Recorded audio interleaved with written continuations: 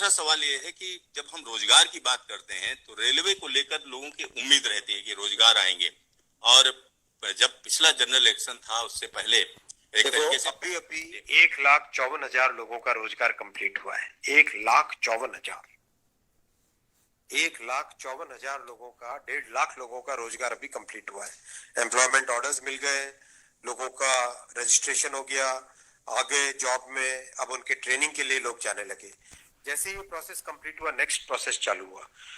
बहुत लंबे समय से सबकी डिमांड थी कि इसको एनुअल बनाया जाए। एनुअल इसलिए बनाया जाए, अगर 4-4, 5-5 साल के गैप में आता है तो कई लोगों की एज निकल जाती है उसमें से, राइट। इसीलिए अब एनुअल सिस्टम की तरफ मूव कर रहे हैं।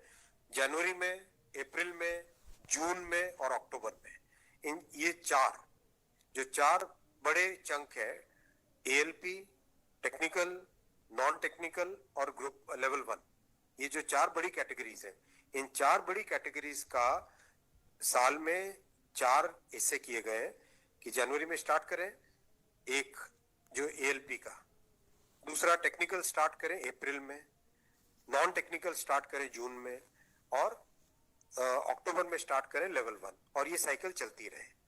इस प्रोसेस पे सारे के सारे कैंडिडेट्स की डिमांड लंबे टाइम से रही है कि 4-4 साल का जो फेज होता है, 5 साल का फेज होता है, कई लोग एज बार हो जाते हैं उसमें। एक हर साल आपको अपॉर्चुनिटी मिलती रहेगी तो सबको अपॉर्चुनिटी मिलेगी।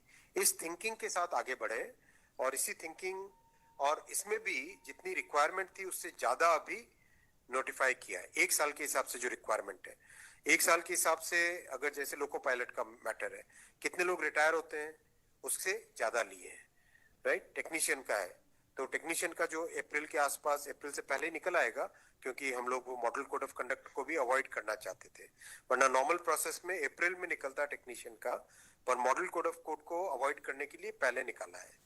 तो जनवरी, अप्रैल, जून, अक्टूबर, फिर अगले साल वापस जनवरी, अप्रैल, जून, अक्टूबर, फिर अगले साल वापस, इस हिसाब से ये प्रोसेस कर रहे हैं। सर 1 साल में कितने जॉब्स निकलेंगे इसमें? डिपेंड करेगा जिसकी जितनी रिक्वायरमेंट है। हर एक जोन की अपनी अपनी रिक्वायरमेंट आती है, हर डिवीजन की रिक्वायरमेंट आती है, कोई एस्टिमेट नहीं, हर वर्कशॉप से आती है। एस्टिमेट बनता है, बन के ही तो निकलता है, फिर एस्टिमेट बन के निकलता है ना, फिर हर एक कैटेगरी के लिए अलग अलग बनता है।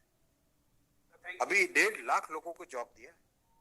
आप सोचो उस एग्जाम की कॉम्प्लेक्सिटी, 500 से ज्यादा शहर, कितनी शिफ्टें, 1000 से ज्यादा शिफ्टें, 15 लैंग्वेजेस, 1-1 करोड़ लोग एप्लीकेशन। कहीं पे कोई कंप्लेंट आई? 0 कंप्लेंट। कहीं पे कोई paper leak? 0 paper leak. Complete हुआ ना एकदम ट्रांसपेरेंटली।